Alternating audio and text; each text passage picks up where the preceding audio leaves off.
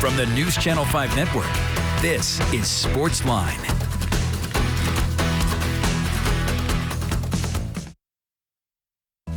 All right, good evening, Nashville. Welcome to SportsLine right here on News Channel 5 Plus. It's the Wednesday extravaganza. Jon Burton with you. Happy to be with you on this cool and crisp autumn-like Wednesday evening here in the Music City. Phone lines are open as always. Give us a call. We'd love to hear your thoughts on everything going on in the world of sports. Obviously, this is our first chance to chat since last Saturday's incredible game between Tennessee and Alabama. The Vols getting it done on a last-second field goal, beating Alabama 52-49. First victory for the Vols over the Crimson Tide since 2006. And when you think of it, Tennessee really firmly controlling their own destiny now to perhaps get to the college football playoff. They still have a game with Georgia on tap. That will most likely be for the SEC East title and the right to go to Atlanta for the SEC championship game. Who would have thunk this a year and a half ago when Josh Heupel took over this program? Incredible job that he has done in just a short amount of time. Of course, Tennessee, bit of a scrimmage game, sorry. They got UT Martin coming in Saturday, so obviously a get-right, well, not even a get-right game. They're already right. They're undefeated. They defeated Alabama. Obviously, a game to fine-tune some things. And obviously, two tough games for the Vols coming up against Kentucky and Georgia. We'll see how they fare going forward. But you can't say enough about the job Josh Heupel has done with this program. Again, not even a full 2 years in. Has them top 10 ranked, has them in position, as we said, to perhaps qualify for the college football playoff. What an incredible season it has been on Rocky Top for Tennessee. And so we will wait and see how the rest of their season plays out. But certainly a great start so far for the Big Orange up in Knoxville. Meanwhile, of course, on the NFL ranks, the Titans back from the bye week. They will host the Indianapolis Colts on Sunday. This will be the second meeting between these two teams in the last 3 weeks. Of course, the Titans winning in Indy a few weeks ago. A tough physical game, as it normally is when the Titans and Colts get together. But the Titans have continued their mastery over the Colts. 4 wins in a row, 5 out of the last 6, I believe, is the tally there. And really, ever since Andrew Luck retired, remember, the Titans never lost to Andrew Luck when he was the quarterback of the Indianapolis Colts. And since he's left, the Titans have owned this series. And so, obviously, both a lot to play for in the AFC South. The Titans come in with a 3-2 record, and the Colts come in with a 3-2-1 record. And the Colts able to get a win last week at home over the Jacksonville Jaguars, 34-27. They did this despite missing their top 2 running backs. And the old man, Matt Ryan, able to conjure up some memories of what he used to do in Atlanta. He threw 58 times, threw for 3 touchdown passes, almost 400 yards in the air, did not throw an interception, was not sacked, I do not believe, in that game. So the Colts finding a different way to win. They've actually won 3 out of their last 4. They got off to a rocky start, but since then they've kind of righted things a little bit in Indy. But again, the Tennessee Titans have owned this series, and they'll look to do so again. If the Titans win, that would mean 2 wins over the Colts before Halloween, and certainly that would go a long way towards another AFC South divisional title. Now, the Jacksonville Jaguars may have something to say about that, but you look at where the Titans are in terms of winnable games the next couple of weeks at home against the Colts, and then they have the Houston Texans. So a chance to really get back on track after that 0-2 start. They've won 3 straight. They're 3-2 right now after an 0-2 start. So an impressive job by Mike Vrabel and his staff getting his players ready, even though maybe not as much as last year, but certainly significantly this year, dealing with a lot of injuries. Now, of course, Ryan Tannehill, the starting quarterback, has a lot to do with the success of the Tennessee Titans. And this Sunday, he'll be making his 49th consecutive start for the Tennessee Titans at quarterback, moving in on the all-time record held, of course, by the late great Steve McNair. Here is QB1 for the Tennessee Titans, Ryan Tannehill, speaking to the media this morning before practice. So who are you repping there, Ryan? I got Blue here today. I'm not sure what shelter he's located at, but he's here in Nashville. It's adoption weekend here, so any shelters across the Nashville metro area, Mars Pet Care is going to be covering the cost of all the adoptions. So if you're in the market for a new pet and want to add something to your family, then just go by in a shelter and Mars will take care of it for you. Ryan, this Sunday will mark your 49th straight regular season start, which would put you one ahead of Steve McNair as the most consecutive starts by a quarterback in the Titans era of the franchise. Does that hold any significance to you? Not something I think about. I mean, I want to be out there with my guys and compete and be reliable. So something I pride myself on is being able to show up week in and week out.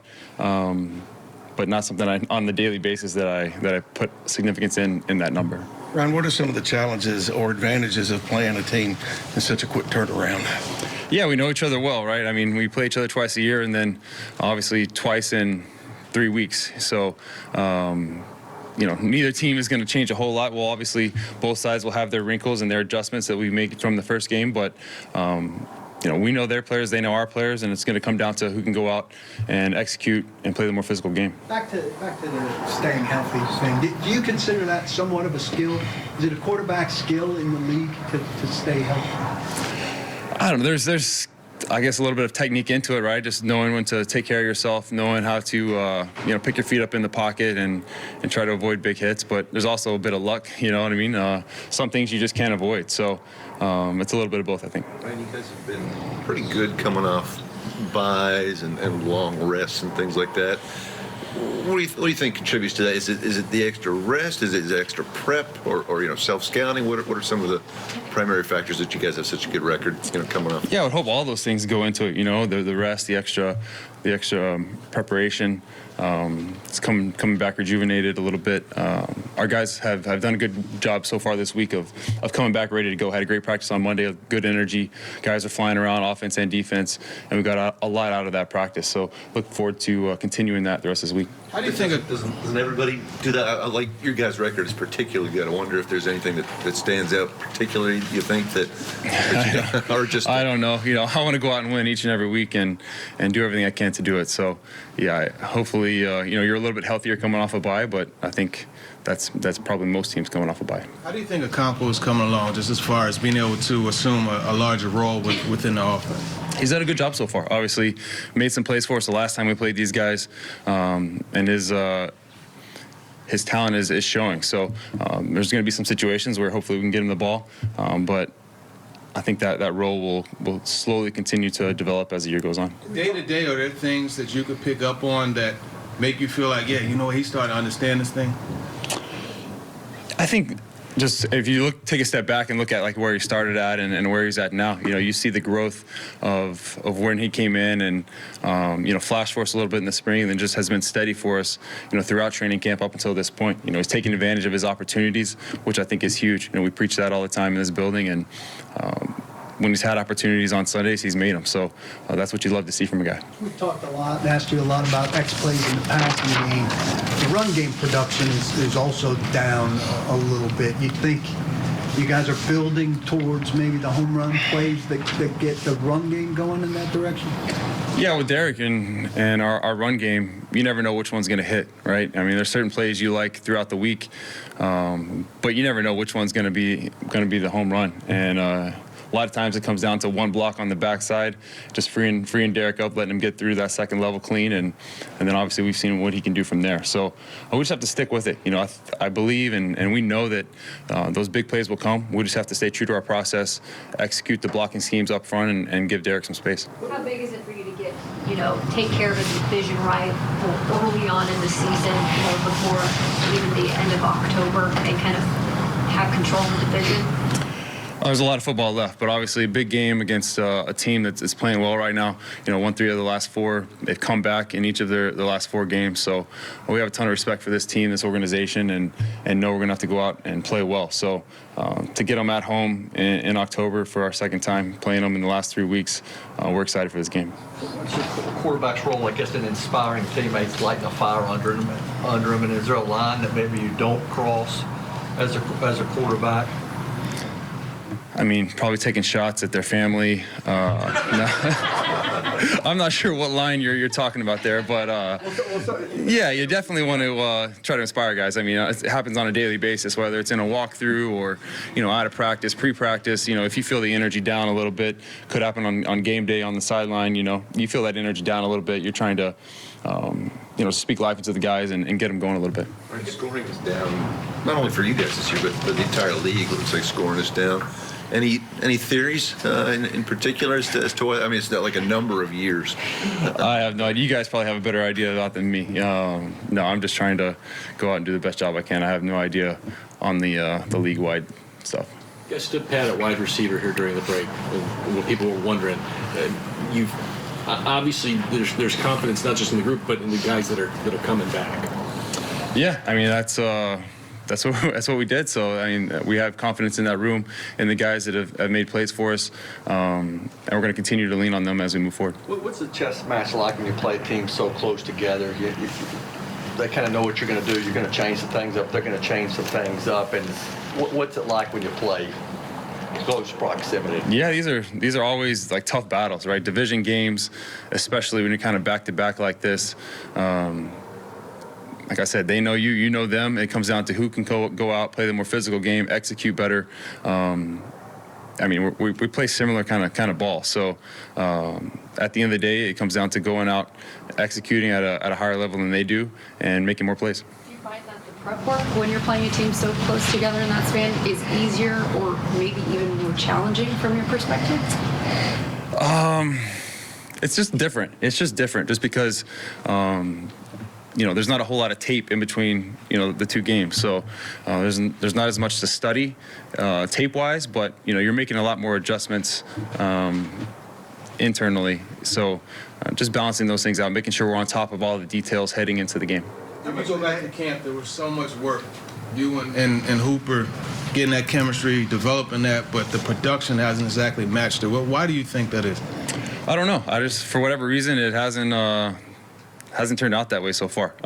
Doesn't mean it's not going to get going. I have a lot of faith in him, and obviously you mentioned we have a good connection and have put a lot of work into that connection. So I'm just waiting for that ball to start rolling in that direction, and then I believe it's going to take off from there. How much of a factor, an X factor, can Dontrell Hilliard be? We've seen him make plays with the ball in his hands, get a lot of yards after the catch on those little flare passes and screens. Yeah, he's a talented guy. Obviously, he's made big plays for us going back to last year, then this year, in every game he's been in. So, definitely brings a little something different to the table than Derek does. And he's great with the ball in his hands. So, want to get it to him as best way we can. Did you play a game with Delaney when he was here? Was he already out that season? I think I played about half a game with Delaney. So, yeah, I was on the team with him, but didn't spend a whole lot of time actually on the field with him. He was a little bit banged up when I took over and didn't make it too much longer after I took over. Did you get to know him any? I don't know if you saw where he retired yesterday. Did you get to know him any? Did you spend any time with him, during the course of his time in the league? And what did you think about him as a player? Yeah, from afar, he was a guy I always respected. From his time in San Francisco.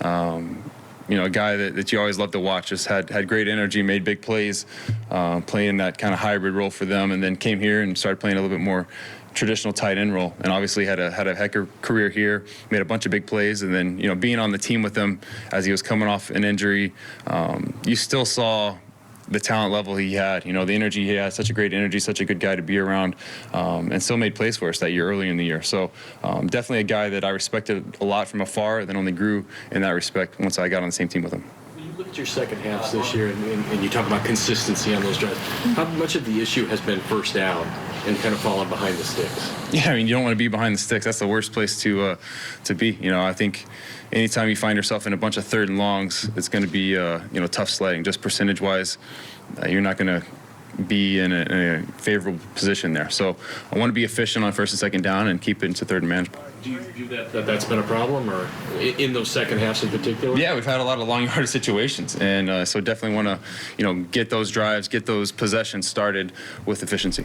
All right, Ryan Tannehill Titans quarterback speaking to the media today ahead of Sunday's game, the rematch with the Colts, as the Titans look to sweep the season series from Indianapolis. We'll take a break, come back, hear from head coach Mike Vrabel, his thoughts before practice today.